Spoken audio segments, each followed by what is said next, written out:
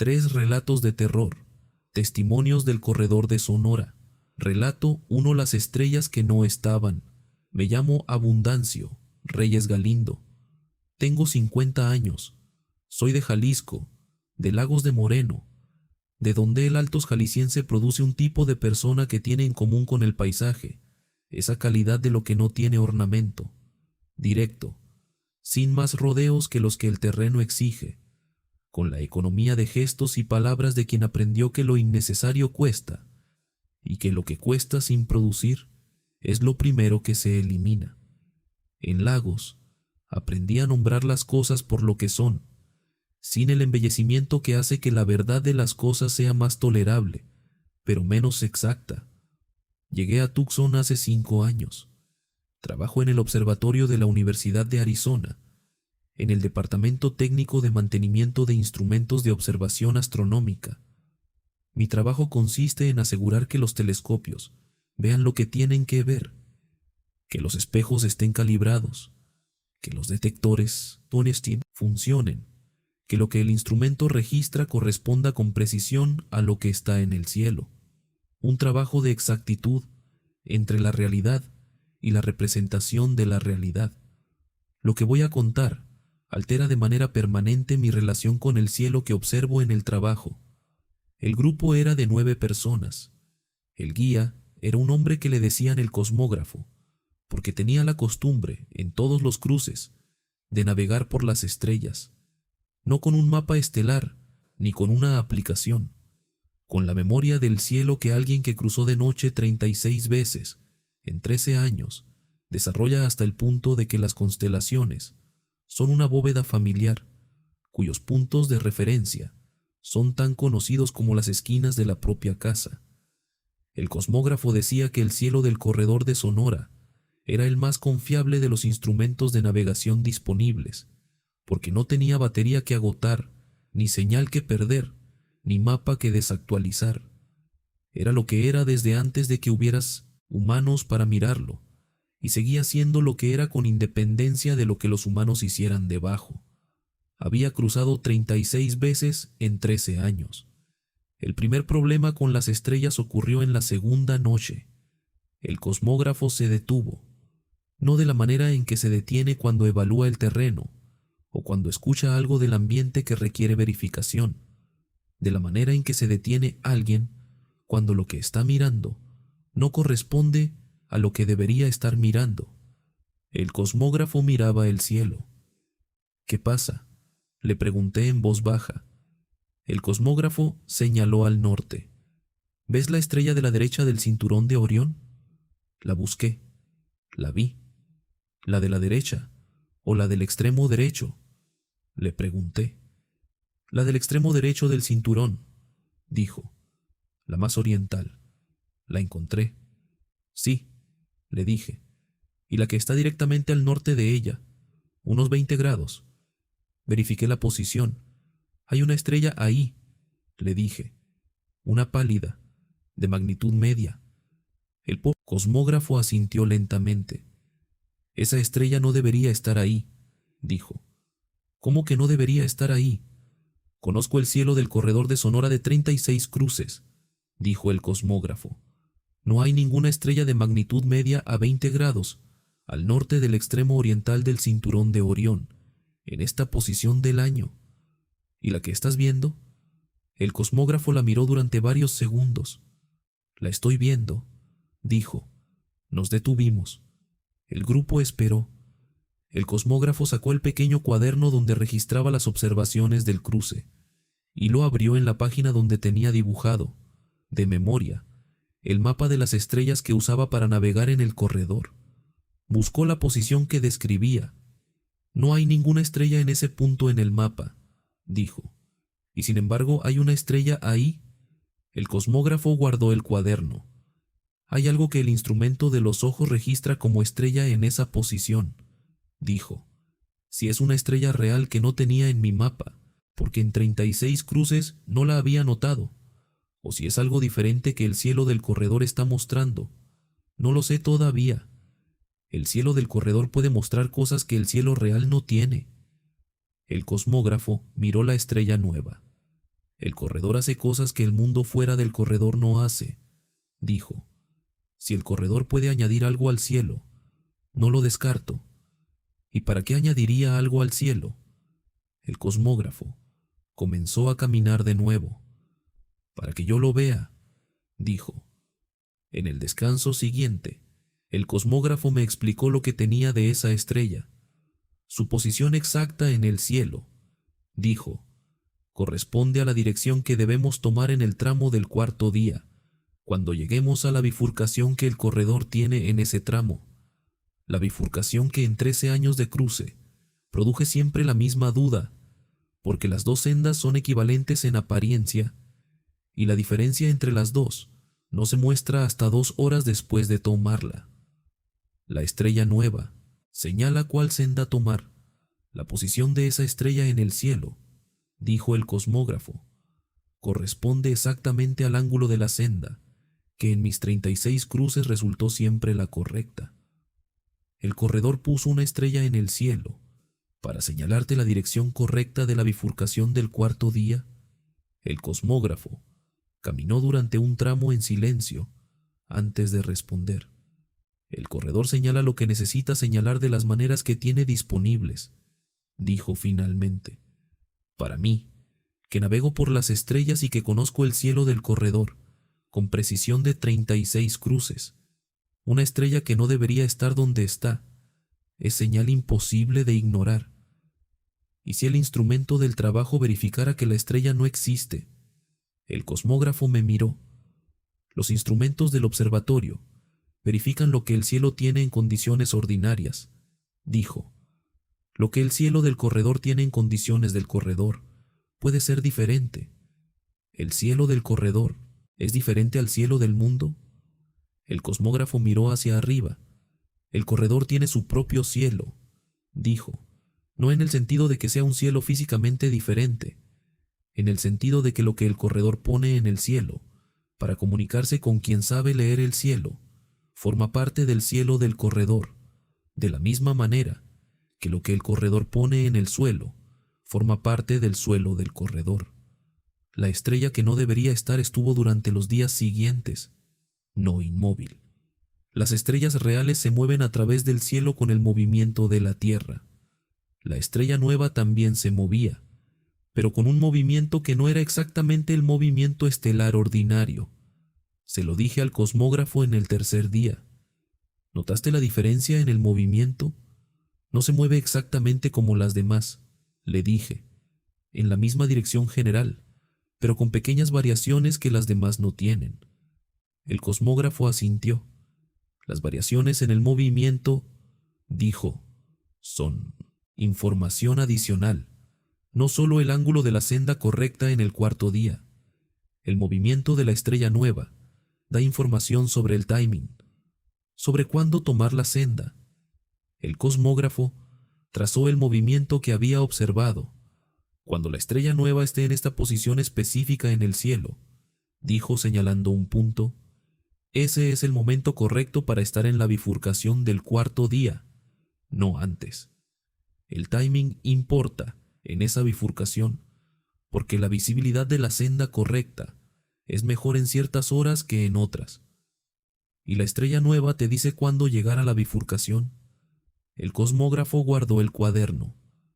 El corredor me da el mapa y el horario al mismo tiempo, dijo.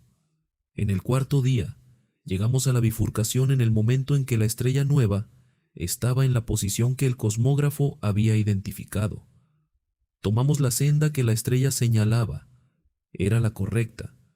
No lo supimos de inmediato, sino 2 horas después cuando la senda nos llevó exactamente donde el cosmógrafo esperaba que nos llevara. Pero antes de que supiéramos que era la correcta, en el momento de tomar la senda, el cosmógrafo me dijo algo que no olvidé. Me dijo, lo que el corredor añade al cielo cuando lo necesita no es una mentira ni una ilusión. Es una información real, en un formato real para quien puede recibirla. ¿Y la estrella nueva es real? El cosmógrafo miró el cielo donde la estrella nueva llevaba días brillando. La estrella nueva es tan real como cualquier instrumento de navegación que el corredor tiene disponible. dijo.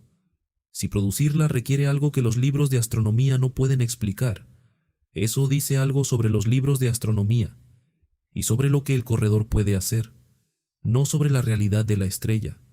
Llegamos el quinto día, los 9, en el punto de recogida, en el amanecer que comenzaba a borrar las estrellas. La estrella nueva fue la última en desaparecer, no porque brillara más, porque duró más que las demás. Y cuando desapareció, el cosmógrafo la registró en su cuaderno en el punto del mapa estelar donde había estado, con la nota: presente en cruce 17 del cuarto período, útil en bifurcación del cuarto día, desaparecida en punto de recogida al amanecer del quinto día. ¿La añadiste al mapa?, le pregunté. El cosmógrafo cerró el cuaderno. La documento, dijo. No sé si el mapa siguiente va a tenerla en el mismo punto. Podría estar en otro lugar la próxima vez. ¿La próxima vez que el corredor necesite señalarte algo? El cosmógrafo guardó el cuaderno. La próxima vez que el corredor tenga algo que decirme que solo puede decirse en el idioma del cielo, dijo. Hay algo sobre la estrella nueva que el cosmógrafo me explicó en el quinto día y que va más allá de la navegación. Me lo explicó cuando ya el cruce estaba prácticamente terminado y cuando la información ya no era información de toma de decisiones. Me dijo que en 13 años de corredor había visto la estrella nueva 4 veces. No la misma estrella, no siempre en la misma posición, pero del mismo tipo, una adición al cielo, que no correspondía al catálogo de lo que el cielo del corredor de Sonora tenía. ¿Y las 4 veces fue útil para navegar? El cosmógrafo consideró. Las 4 veces fue útil, dijo, pero no siempre de la misma manera. ¿De qué otras maneras fue útil? En la primera vez, hace 10 años, la estrella nueva señalaba un punto de agua que el corredor tenía, pero que yo no conocía todavía, dijo el cosmógrafo. En ese cruce era el segundo que hacía, y el mapa del corredor que tenía era un mapa incompleto. La estrella nueva estaba en la posición exacta de ese punto de agua. ¿La estrella señalaba el agua? El cosmógrafo asintió. En la segunda vez, 4 años después, la estrella nueva estuvo presente durante 2 noches, y luego desapareció, dijo. No encontré en ese cruce ningún uso de navegación para ella. Lo que ocurrió en ese cruce fue que uno del grupo tuvo una dificultad en el cuarto día, y la estrella nueva, que había estado presente en el segundo y el tercer día, desapareció en el cuarto, como si el corredor supiera que en el cuarto día iba a necesitar lo que la estrella nueva habría requerido de mi atención en otro lugar. La estrella desapareció para liberar tu atención para el cuarto día. El cosmógrafo caminó. Lo que observé, dijo, es que su ausencia en el cuarto día correspondió con el momento donde necesité toda mi atención en el grupo y no en el cielo. Si hubiera estado, y yo hubiera estado dividido entre mirarla y atender al grupo, el resultado podría haber sido diferente. El corredor removió la estrella para que no dividieras la atención. El cosmógrafo no respondió directamente. El corredor hace lo que hace, dijo. Lo que la estrella nueva hace o deja de hacer en cada cruce corresponde a lo que el cruce necesita. Y en la tercera vez, dijo el cosmógrafo, la estrella nueva fue visible para todo el grupo, no solo para mí.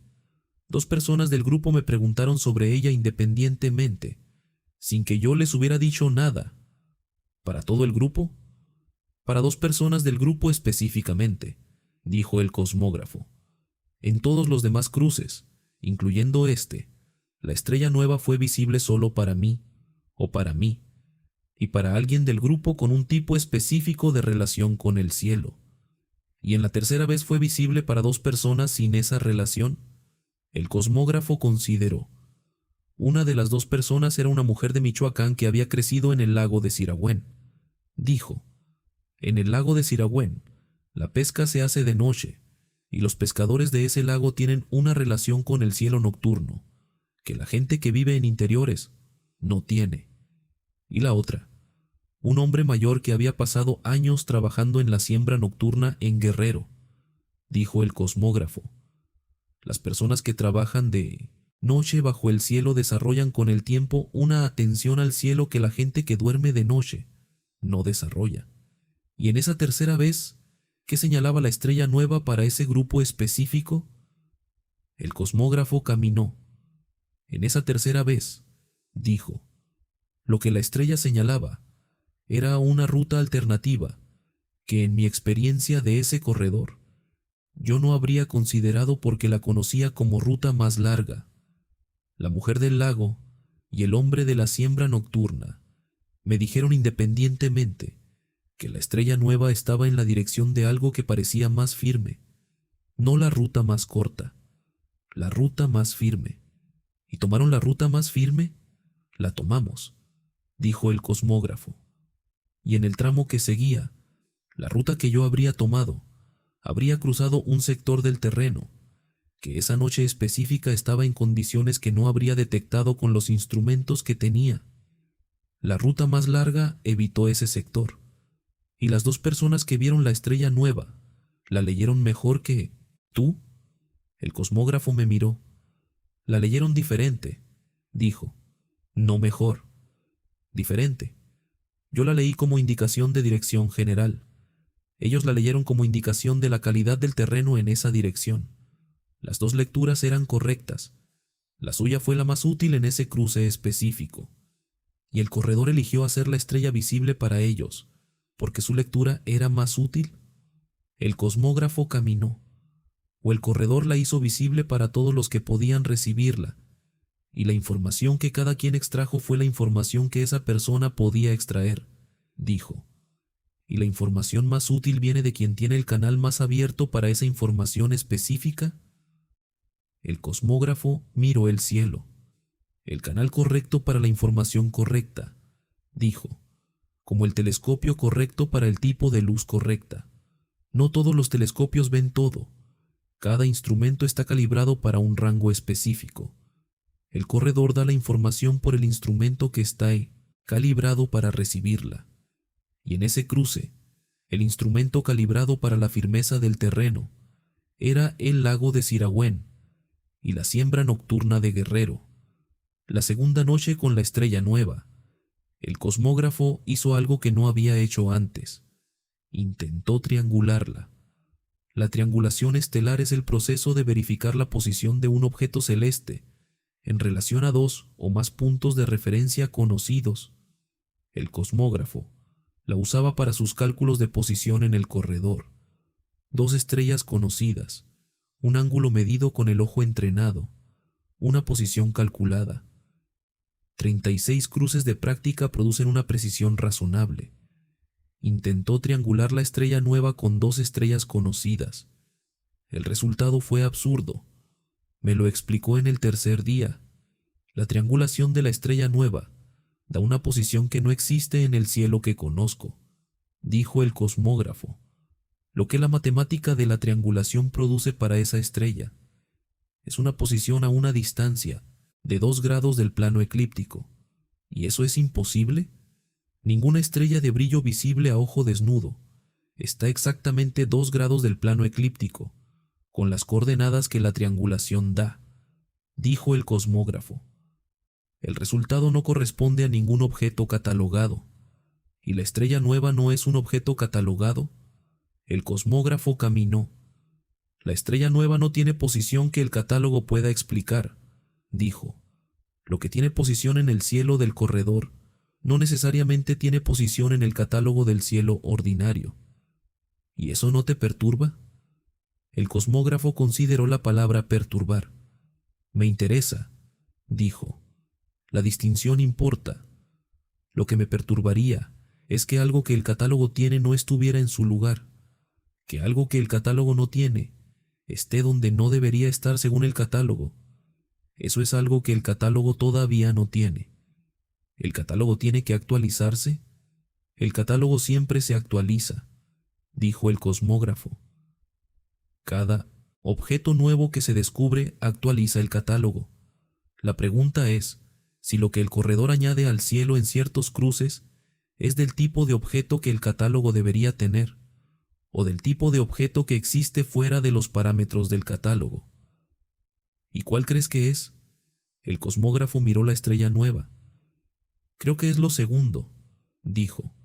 Creo que lo que el corredor pone en el cielo para comunicarse con quien navega por el cielo es algo que el cielo ordinario no tiene, y que el catálogo ordinario no puede tener, porque el catálogo ordinario registra el cielo que está ahí siempre. Lo que el corredor pone está ahí cuando el corredor lo necesita y desaparece cuando ya no lo necesita. Un objeto celestial temporal para uso específico, un objeto que el corredor tiene disponible para los que navegan por el cielo, dijo el cosmógrafo simplemente. 5 años en Tucson, observatorio, los candidatos transitorios que el instrumento registra y que no corresponden a ningún objeto, catalogado los documentos con la misma precisión con que el cosmógrafo documentó la estrella nueva en su mapa. No porque crea que cada uno es una señal del corredor para los cruces de quienes cruzan debajo, sino porque el objeto que el instrumento registra y que el catálogo no tiene es información real que el instrumento captó, y la información real merece documentación, aunque no tenga todavía un nombre en el catálogo que los libros de astronomía reconozcan, como la estrella nueva del cosmógrafo, real en el cielo del corredor, documentada en el cuaderno, para el siguiente que la necesite. 5 años en Tucson, observatorio. Los telescopios que mantengo registran el cielo con una precisión que el ojo humano no puede igualar. Cada punto de luz en el cielo tiene coordenadas exactas, magnitud catalogada, tipo espectral conocido. El cielo que los instrumentos registran es el cielo que es, sin añadidos ni omisiones. Y sin embargo, hay noches en el observatorio, noches donde el instrumento funciona con la precisión máxima, y el cielo está limpio, y la calibración es perfecta, donde hay algo en el cielo que el instrumento registra, que en la verificación posterior no corresponde a ningún objeto catalogado. No errores de calibración, no interferencias atmosféricas, señales limpias en posiciones que el catálogo no tiene. Los astrónomos las llaman candidatos transitorios, candidatos a hacer algo real que todavía no tiene nombre en el catálogo. Yo las llamo otra cosa. Las llamo lo que el cielo tiene disponible para quien puede recibirlo. Y cuando aparecen en el registro del instrumento, las documento, como el cosmógrafo documentó la estrella nueva en su mapa, con la nota de cuándo apareció y cuándo desapareció, y qué información dio mientras estuvo, para el siguiente que cruce por ahí, con los instrumentos correctos, y con la apertura para ver lo que el cielo tiene que mostrar. Relato 2. La voz que llega del norte Meshni. Llamo Esperanza Villaverde Morales. Tengo 43 años. Soy de Oaxaca, de Huautla de Jiménez, de donde María Sabina y los hongos, y la montaña Mazateca, le dieron al lugar una reputación de lo que se escucha cuando el umbral entre lo ordinario y lo no ordinario se adelgaza. En Huautla, aprendí que las voces que vienen de los lugares donde los umbrales son delgados tienen una calidad específica que las distingue de las voces que vienen de los lugares ordinarios, una densidad, una presencia, algo que el oído reconoce antes de que la mente lo nombre. Llegué a Sacramento hace 4 años. Trabajo en una empresa de tecnología de asistencia para personas con discapacidades visuales, en el desarrollo de sistemas de guía auditiva, instrucciones de voz que orientan a las personas en espacios que no pueden ver. El trabajo de hacer que la voz correcta diga la información correcta en el momento correcto, para que quien la escucha pueda ir donde necesita ir. El grupo era de 12 personas. El guía era un hombre que le decían el acústico, porque tenía la capacidad de leer el sonido del corredor, de maneras que los demás guías no tenían. Podía orientar en la oscuridad total, por el sonido del terreno, bajo sus pasos, distinguir la presencia de agua por el sonido que el aire hacía al pasar sobre ciertos tipos de suelo húmedo, detectar la presencia humana a distancias que el oído ordinario no alcanzaba. El acústico decía que el corredor era un instrumento musical que producía una música específica, en función de sus condiciones en cada momento, y que quien aprendía a escuchar esa música tenía información que ningún instrumento silencioso podía dar. Había cruzado 28 veces en 10 años. La voz del norte llegó en el tercer día, no en la primera noche ni en la segunda, en la tercera. El acústico me dijo después que la voz del norte requería cierto tiempo de preparación. El oído del corredor necesitaba haber estado en el corredor suficientes días para estar calibrado para recibirla. Llegó en el tramo del primer descanso de la tercera noche. Una voz, no la del acústico, no la de nadie del grupo, una voz del norte. No del norte, en el sentido de que viniera de la dirección norte del corredor. Del norte, en el sentido de que venía del destino, del lugar hacia donde íbamos, de lo que estaba al final del cruce. Reconocí que era del norte por algo en el tono que no era el tono de las voces que tienen el pasado detrás. Era el tono de algo que ya llegó, que habla desde el otro lado de lo que estábamos haciendo. Dijo, en el tramo del quinto día, en el punto donde el corredor pasa entre dos formaciones de roca alta, el suelo del lado izquierdo tiene arena suelta que la luna no ilumina. El lado derecho está firme, claramente, sin ambigüedad de dirección, sin la difusión de lo que viene de lejos. Le dije al acústico. Me miró. ¿Y qué te dijo exactamente? Le repetí lo que la voz había dicho. El acústico escuchó con la atención de quien verifica. ¿La reconociste? No la conocía de antes, le dije. ¿Y la voz, cómo era? Lo pensé. La voz de alguien que ya está en el destino, le dije. No la voz del que viaja, la voz del que llegó. El acústico asintió. ¿Y el tramo del quinto día que describió, lo conoces? El acústico consultó su memoria del corredor. El punto entre las dos formaciones de roca del quinto día, dijo. Sí, es un punto que requiere atención porque la luna en esa hora produce sombras que pueden confundir la textura del suelo. La información que te dio sobre el lado izquierdo y el derecho corresponde a lo que yo sé de ese tramo. ¿La voz del norte sabe lo que tú sabes? El acústico caminó. La voz del norte sabe lo que los que llegaron saben, dijo. Las personas que cruzaron este corredor y llegaron al destino tienen el conocimiento del cruce completo, lo que es el corredor, desde el inicio hasta el final, incluyendo los puntos que requieren atención y los que no. Y en ciertas condiciones, ese conocimiento se vuelve disponible como voz para los que están cruzando. Las personas que ya llegaron hablan a las que están cruzando. El acústico eligió las palabras, lo que llegó a entender después de 10 años en el corredor. Dijo, es que el conocimiento de los que llegaron queda disponible de alguna manera. No de la manera en que una persona que ya llegó podría sentarse y hablar por teléfono con alguien que está cruzando.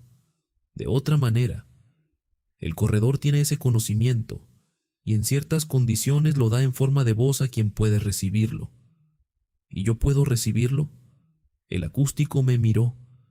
Tú trabajas con la voz como instrumento de guía, dijo.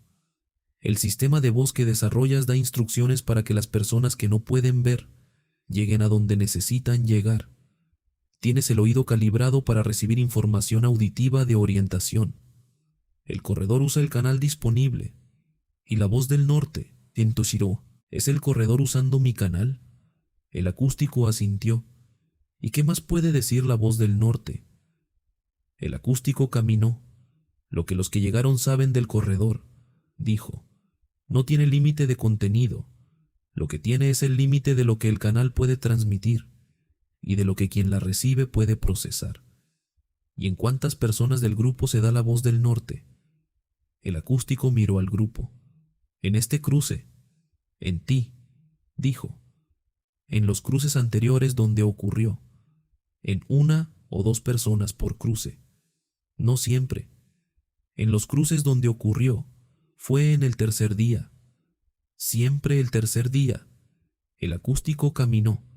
El tercer día es el día donde el oído ya está calibrado para el corredor y donde el canal que la voz del norte usa está suficientemente abierto, dijo. El primer y segundo día, el oído todavía está procesando el nuevo ambiente. El tercer día está en equilibrio. La voz del norte volvió en el cuarto día, no en el descanso, en la caminata, en el tramo más largo del cuarto día, cuando el grupo llevaba 3 horas de caminata continua, y el silencio de la noche era el silencio de algo que tiene textura. La voz llegó de nuevo. Esta vez no fue una instrucción de terreno, fue algo diferente. Dijo, el grupo va a llegar, no más que eso, no detalles de tramo ni instrucciones de suelo, solo la afirmación. Le dije al acústico en el siguiente descanso. El acústico escuchó. ¿Eso fue todo? Eso fue todo, le dije. Solo que el grupo va a llegar. El acústico asintió. Eso también es información, dijo. ¿Información de qué? El acústico caminó. La voz del norte no da información inútil, dijo. Si en el cuarto día la voz del norte dice que el grupo va a llegar, es porque en el cuarto día es cuando esa información importa. ¿Por qué importa en el cuarto día? El acústico me miró. ¿Cómo está el grupo en el cuarto día?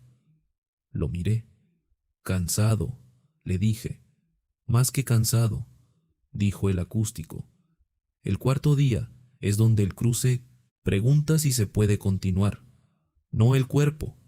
El cuerpo puede continuar en la mayoría de los casos. La voluntad es lo que el cuarto día pregunta.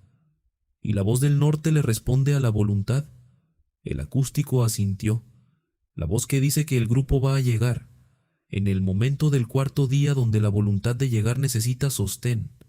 Es información sobre lo que viene que la voluntad puede usar para sostenerse, dijo. Y la voz sabe que el grupo llega porque los que llegaron antes también pasaron por el cuarto día. El acústico caminó. Los que llegaron pasaron por su propio cuarto día, dijo.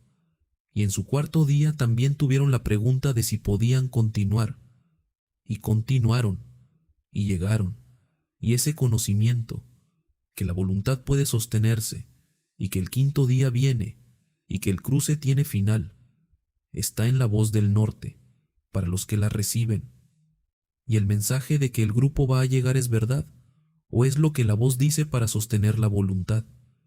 El acústico me miró durante un momento largo. Llegamos el quinto día, dijo. Los 12. 5 años en lo que la voz del norte dijo en el cuarto día, que el grupo iba a llegar. No fue lo último que dijo. En el quinto día, en el tramo final, la voz llegó una vez más.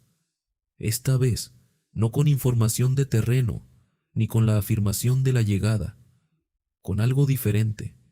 Dijo, cuando llegues al destino, la primera persona a quien llames va a contestar. No más que eso, le dije al acústico. El acústico me miró. La primera persona a quien ibas a llamar, mi hermana, le dije, la que no sabía que yo cruzaba, la que tenía una enfermedad que en los últimos meses había empeorado y sobre la que mi familia no me decía todo, para no preocuparme más. ¿Y la voz te dijo que iba a contestar? Eso dijo. El acústico caminó. La voz del norte tiene información que el cruce no tiene, dijo. La voz es de quienes ya llegaron al destino. Lo que saben del destino incluye cosas que el cruce no puede saber. ¿Y saben cómo están mis familiares? El acústico me miró. La voz del norte no dice cosas que no son, dijo. En los 4 casos anteriores que conocí, lo que la voz dijo fue verdad. Llegamos.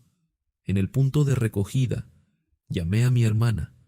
Contestó en el segundo timbre, con la voz de alguien que está bien, de la manera que importa, la voz correcta, la información correcta, el momento correcto, como el trabajo que hago en Sacramento, pero con la precisión que solo tiene quien ya llegó y habla desde el otro lado. 4 años en Sacramento. El trabajo de voz guía para personas con discapacidad visual consiste en dar en la forma auditiva correcta, la información correcta en el momento correcto, para que quien la recibe pueda ir donde necesita ir. La voz del norte en el corredor hizo exactamente eso. En el tramo del quinto día, entre las dos formaciones de roca, tomé el lado derecho, porque la voz del tercer día lo había dicho.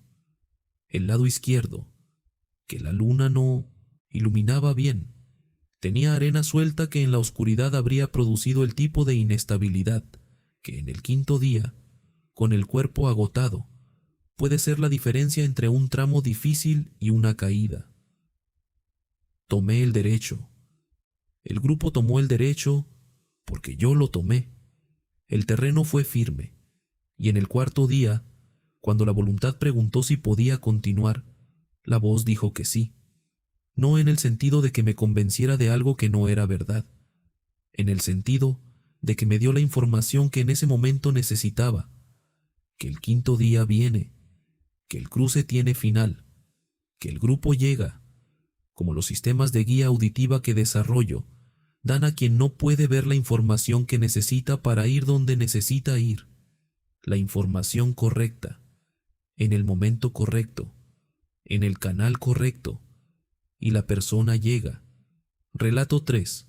El espejo de los que vienen. Me llamo Eufemio Rosales Pacheco. Tengo 49 años.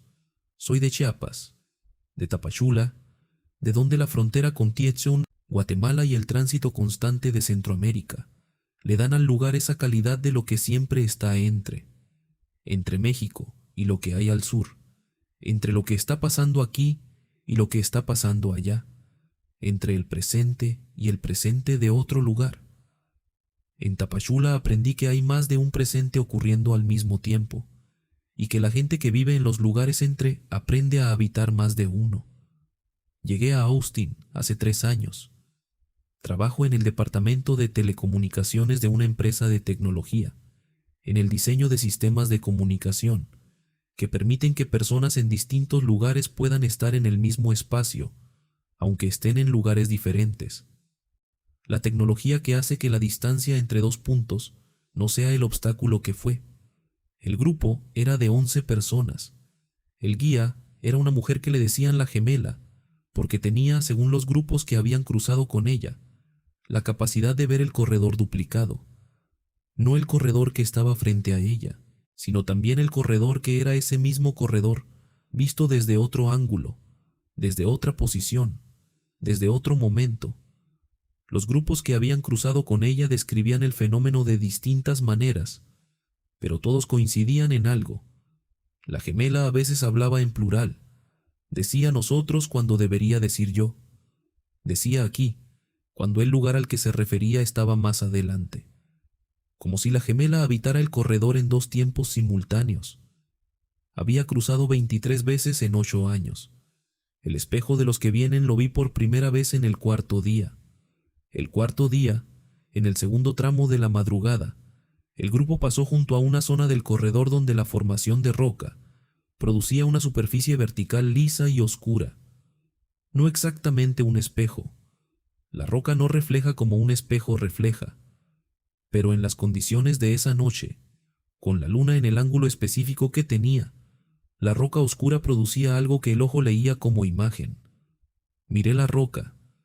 En la superficie de la roca había personas, no el reflejo de nuestro grupo, personas que no eran las personas de nuestro grupo, personas que caminaban, no hacia nosotros ni alejándose, caminaban en la misma dirección que nosotros, al norte, con el paso de quien lleva horas en el corredor y tiene horas por delante, pero en el espacio de la roca, como si la roca fuera una ventana a otro corredor donde otro grupo caminaba en la misma dirección.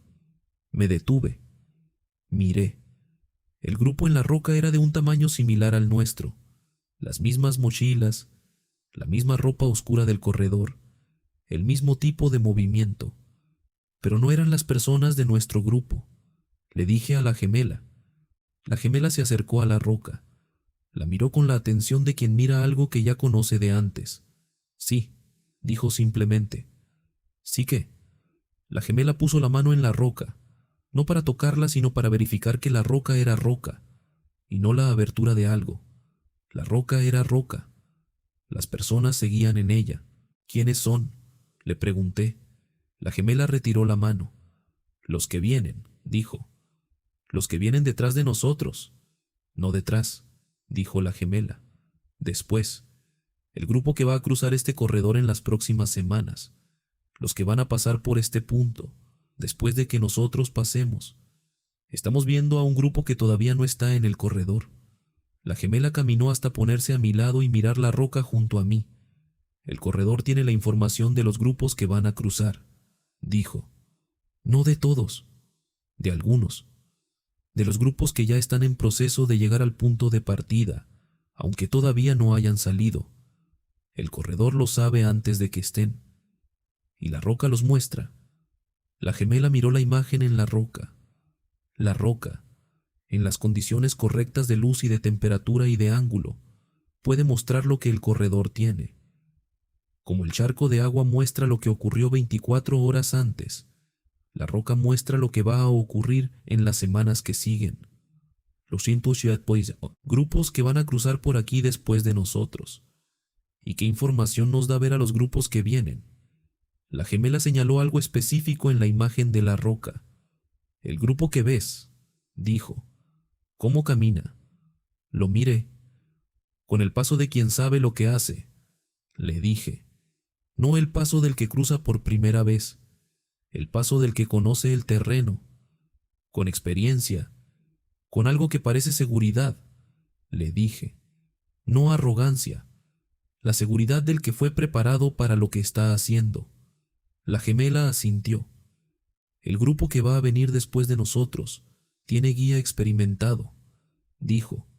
La manera en que caminan lo dice, y eso dice algo sobre las condiciones del corredor en las semanas que siguen. Las condiciones del corredor en las semanas siguientes son legibles en el grupo que va a cruzar. La gemela caminó. Los grupos que cruzan el corredor cuando las condiciones son buenas tienen una manera, dijo. Los que cruzan cuando las condiciones son difíciles tienen otra. El grupo que ves en la roca camina de la manera del grupo que cruza en buenas condiciones. El corredor en las semanas siguientes va a tener buenas condiciones. La gemela me miró. Lo que la roca muestra no es una garantía, dijo. Es la información disponible en este momento sobre lo que viene. Y lo que viene en este corredor en las semanas siguientes, según lo que la roca muestra, es un grupo que cruza en condiciones razonables, con guía experimentado. ¿Y eso por qué nos importa a nosotros que ya estamos cruzando? La gemela caminó durante un tramo antes de responder. El corredor que tiene buenas condiciones en las semanas siguientes es el corredor que tiene buenas condiciones ahora, dijo. No siempre, pero con frecuencia. Si las condiciones del corredor para el grupo que viene son razonables, es probable que las condiciones del corredor para el grupo que está cruzando ahora también sean razonables. El grupo de las semanas siguientes es un indicador de las condiciones del corredor. Ahora, la gemela asintió, y es la única lectura que el espejo de los que vienen permite. No saber exactamente lo que el grupo de las semanas siguientes va a encontrar. Saber la calidad general de lo que el corredor tiene disponible en este periodo. Y el corredor tiene disponible razonabilidad. La gemela me miró con algo que podría ser lo más cercano a una sonrisa que el cuarto día del corredor permite. El corredor tiene disponible lo que tiene, dijo. Esta noche, lo que tiene disponible es mostrarnos que lo que viene es manejable. En el quinto día le pregunté a la gemela qué había visto ella en la roca, que yo no había visto. La gemela me miró. ¿En qué piensas que vi algo diferente? Hablas en plural, le dije. Dices nosotros cuando deberías decir yo. Dices aquí cuando el aquí está más adelante, como si estuvieras en dos tiempos al mismo tiempo. La gemela caminó durante un tramo. Lo que describo como ver el corredor duplicado, dijo, es esto. Puedo ver el pie corredor como está ahora y cómo va a estar cuando lleguemos a los puntos que todavía no cruzamos. Los dos al mismo tiempo, el corredor presente y el corredor futuro inmediato. Y cuando dices nosotros, me refiero al grupo en el futuro inmediato, dijo la gemela. El grupo que vamos a hacer cuando lleguemos al punto que estoy viendo. El grupo de ahora y el grupo de después. La gemela asintió. ¿Y el grupo de después ya llega? Siempre, dijo la gemela. Siempre llega el grupo de después. El grupo de después que yo veo en el corredor futuro inmediato siempre llega, dijo la gemela. Porque el futuro inmediato que puedo ver es el futuro que ocurre cuando el corredor va bien. Cuando el corredor no va bien, el futuro inmediato que veo es diferente. ¿Cómo diferente? La gemela me miró. En los 3 cruces de 23 donde el corredor no fue bien, dijo. El futuro inmediato que veía era diferente al que tengo en este cruce. No puedo describir exactamente en qué era diferente, pero era diferente, y yo lo sabía desde el primer día. Y en este cruce, el futuro inmediato de este cruce es el que veo cuando el corredor va bien, dijo la gemela. ¿Y el espejo de la roca en el 4.º día correspondía a ese futuro? La gemela caminó. El espejo de la roca mostró el grupo que va a venir en las semanas siguientes, caminando bien, dijo. Lo que yo veo en el futuro inmediato de este cruce es el grupo llegando. Lo que el espejo de la roca mostró confirma que el corredor en este periodo es el corredor que permite que los grupos lleguen. ¿Y nosotros somos uno de esos grupos? Somos el grupo que está cruzando cuando el corredor lo permite, dijo la gemela. Llegamos el 6.º día, los 11. En el punto de recogida, con la camioneta ya en el horizonte de tierra, la gemela se detuvo un momento y miró hacia el norte, hacia el punto de recogida que estábamos a punto de alcanzar. ¿Qué ves ahí?, le pregunté. La gemela me miró. Lo que veo ahí es el grupo llegando, dijo. Lo que siempre veo en el futuro inmediato cuando el corredor va bien. ¿Y lo que ves es verdad? La gemela comenzó a caminar hacia la camioneta. Llegamos, dijo. Lo que la gemela me explicó sobre ver el corredor en 2 tiempos tiene una dimensión que no abordé durante el cruce y que le pregunté en el punto de recogida, cuando el cruce ya había terminado y la información ya era información de entendimiento. Le pregunté qué veía en el pasado del corredor. Me miró. ¿El pasado también? La gemela caminó hacia la camioneta. El futuro inmediato, dijo. No el pasado. ¿Solo el futuro? Solo el futuro inmediato, confirmó. No el futuro lejano. El futuro del siguiente tramo, del siguiente descanso, del siguiente punto de bifurcación. El corredor que viene en las próximas horas. Y el pasado del corredor. La gemela se detuvo. El pasado del corredor está en el corredor de maneras que no necesitan ser vistas, dijo. El calor del suelo, las hierpes, impresiones de los pasos, las marcas en la roca. El pasado del corredor está escrito en su superficie. Cualquiera que sepa leer esas superficies puede leer el pasado. ¿Y el futuro inmediato no está escrito en ninguna superficie? La gemela me miró. El futuro inmediato está escrito en el corredor de maneras que los instrumentos físicos no detectan, dijo. No el calor, ni las impresiones, ni las marcas.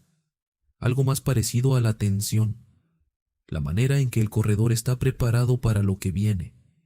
Los puntos donde el corredor está preparado para recibir bien a los que llegan y los puntos donde está preparado para otra cosa.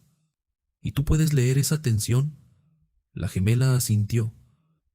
Desde el segundo cruce que hice, dijo. ¿Cómo se aprende? La gemela consideró. No se aprende de la manera ordinaria, dijo. En mi caso fue gradual. En el primer cruce no lo tenía. En el segundo cruce, empecé a notar algo que no supe nombrar en ese momento.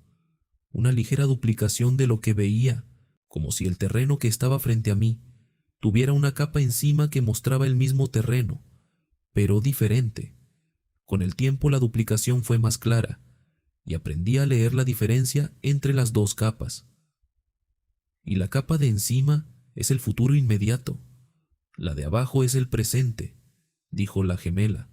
La de encima es el futuro inmediato, el terreno como es ahora, y el terreno como va a ser cuando el grupo llegue ahí. ¿Y en qué se diferencian? En las condiciones, dijo la gemela. El presente tiene las condiciones que tiene. El futuro inmediato puede tener condiciones distintas si algo entre el presente y el momento en que el grupo llegue produce ese cambio. A veces las dos capas son idénticas. El tramo del futuro inmediato va a ser igual al tramo del presente. A veces son diferentes. Y cuando son diferentes, ¿es una advertencia? La gemela caminó. Es información, dijo. La diferencia dice que el tramo va a ser diferente de lo que parece ahora. No siempre peor. A veces mejor el pitu, tramo que parece difícil en el presente. Va a ser más fácil cuando el grupo llegue, porque algo entre el presente y ese momento lo mejora. ¿Y qué mejora los tramos difíciles antes de que el grupo llegue? La gemela me miró. El corredor, dijo. El corredor prepara los tramos para los grupos que vienen. No siempre, no en todos los tramos, pero en algunos. ¿Y el corredor sabe quién viene?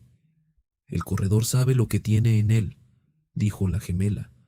Los grupos que están cruzando, los grupos que van a cruzar, lo que cada grupo necesita, y lo que puede dar. ¿Y lo que puede dar es preparar ciertos tramos? La gemela asintió. Eso es lo que veo cuando las dos capas son diferentes en la dirección del mejoramiento, dijo. El tramo del futuro inmediato más fácil que el tramo del presente, porque el corredor preparó algo. Y en este cruce, esa preparación ocurrió. La gemela se incorporó para subir a la camioneta. En el tramo del cuarto día, dijo. El tramo que en el presente veía como difícil tenía en el futuro inmediato una calidad diferente. Cuando lo cruzamos fue el tramo más fácil del cuarto día. ¿Y el corredor lo preparó? La gemela subió a la camioneta. El corredor nos recibió, dijo. 3 años en Austin, telecomunicaciones. Los sistemas que diseño colapsan la distancia entre 2 puntos, para que las personas en esos 2 puntos puedan estar en el mismo espacio al mismo tiempo. La gemela habitaba el corredor en 2 tiempos simultáneos, el presente del cruce y el futuro inmediato, las 2 capas del mismo terreno. Y lo que esas 2 capas mostraban era información que ningún sistema de telecomunicaciones ha podido replicar todavía. No la presencia simultánea de 2 personas en el mismo espacio, sino la presencia simultánea de un espacio en 2 tiempos. El corredor ahora y el corredor que va a ser cuando lleguemos. En el tercer día, le pregunté a la gemela qué veía en el espejo de la roca, que yo no había visto. La gemela me miró. ¿Y qué crees que vi yo? Yo vi el grupo de las semanas siguientes, le dije. Un grupo caminando en buenas condiciones. Pero tú tienes la visión del futuro inmediato, además de lo que el espejo muestra. ¿El espejo confirmó tu visión del futuro inmediato de este cruce? La gemela consideró la pregunta durante un tramo de caminata. El espejo mostró condiciones razonables para el grupo de las semanas siguientes, dijo finalmente. Mi visión del futuro inmediato de este cruce muestra condiciones razonables para nosotros. Las 2 son coherentes. ¿Y si hubieran sido incoherentes? La gemela caminó. En 23 cruces, dijo. Las 2 fueron coherentes en 20. En 3 no lo fueron. ¿Qué ocurrió en los 3 donde no fueron coherentes? La gemela tardó. En 2 de los 3, dijo. Mi visión del futuro inmediato era más optimista que lo que el espejo mostraba para el grupo de las semanas siguientes. Los 2 cruces terminaron bien, pero con más dificultad de lo que mi visión sugería. ¿Y el espejo fue más preciso que tu visión? En esos 2 casos, el espejo fue más conservador, dijo la gemela. No más preciso necesariamente, más conservador. Mi visión del futuro inmediato puede estar influida por el estado del grupo. Cuando el grupo está en buen estado, mi visión tiende a optimismo. El espejo muestra las condiciones del corredor independientemente del estado del grupo que lo está cruzando. Y el tercer caso donde fueron incoherentes. La gemela caminó un tramo largo antes de responder. El tercer caso fue el inverso, dijo. El espejo mostró condiciones difíciles para el grupo de las semanas siguientes. Mi visión del futuro inmediato de ese cruce era neutra, sin señales de dificultad. ¿Y qué ocurrió? La gemela me miró. El grupo de ese cruce llegó sin mayores problemas, dijo. El grupo de las semanas siguientes, según supe después, tuvo un cruce muy difícil con condiciones que correspondían a lo que el espejo había mostrado. El espejo mostró el futuro del otro grupo, no el nuestro. La gemela caminó. Esa fue mi conclusión, dijo. En ese caso específico, el espejo y mi visión del futuro inmediato mostraban cosas diferentes, porque mostraban cosas diferentes. Mi visión mostraba el futuro del cruce que estaba ocurriendo, y el espejo mostraba el futuro del grupo, que vendría después con condiciones independientes del cruce actual. ¿Y las dos pueden ser verdad al mismo tiempo? La gemela asintió. El corredor tiene más de un futuro simultáneo, dijo. El futuro de los que cruzan ahora y el futuro de los que van a cruzar después. Los dos existen en el corredor al mismo tiempo, y los dos son diferentes. Y el espejo de la roca muestra el del grupo que viene, no el del grupo que cruza ahora. Eso es lo que aprendí en ese tercer caso, dijo la gemela. Y en este cruce, el espejo del cuarto día mostró un grupo de las semanas siguientes en buenas condiciones. La gemela asintió. ¿Y tu visión del futuro inmediato de este cruce? También en buenas condiciones, dijo la gemela. ¿Y las dos son coherentes? La gemela me miró. Las dos dicen lo mismo, dijo, que lo que viene es manejable, para nosotros y para los que vendrán después de nosotros. En el trabajo de telecomunicaciones, diseñamos para la presencia simultánea en el espacio. El corredor, para quien tiene los instrumentos para verlo, da la presencia simultánea en el tiempo. Y los dos, el espacio y el tiempo, son dimensiones de lo mismo. El lugar donde algo ocurre y el momento cuando ocurre. El corredor da los dos a quien puede recibirlos, y quien los recibe llega con más información de lo que llega sin ellos, como los 11 que llegamos, con la gemela habitando los dos tiempos, y el corredor preparando el tramo del cuarto día antes de que llegáramos, porque sabía que veníamos, porque el corredor siempre sabe lo que viene. 3 años en Austin, telecomunicaciones, el trabajo de diseñar sistemas que permiten que personas en distintos lugares estén en el mismo espacio al mismo tiempo. La tecnología que colapsa la distancia y el tiempo en una sola presencia compartida. El espejo de la roca del cuarto día mostró personas que no estaban todavía en el corredor, pero que iban a estar en las semanas siguientes. El corredor colapsó el tiempo entre el ahora y el después para mostrar lo que venía. La gemela habitaba el corredor en dos tiempos simultáneos, el presente del cruce y el futuro inmediato, el grupo que era y el grupo que iba a ser cuando llegara. Los sistemas de telecomunicación que diseño colapsan la distancia entre dos puntos. El corredor de Sonora colapsa el tiempo entre dos momentos. La tecnología lo hace con fibra óptica y protocolos de transmisión y centros de datos distribuidos. El corredor lo hace con roca y luna y el conocimiento acumulado de décadas de grupos que lo cruzaron y que dejaron en él algo de lo que sabían. Resultado en ambos casos es el mismo, dos momentos distintos en el mismo espacio, el presente y el futuro inmediato, el grupo que está cruzando y el grupo que viene después, al mismo tiempo, en el mismo corredor, y los dos llegando, cada uno cuando le toca. 3 testimonios del corredor de Sonora.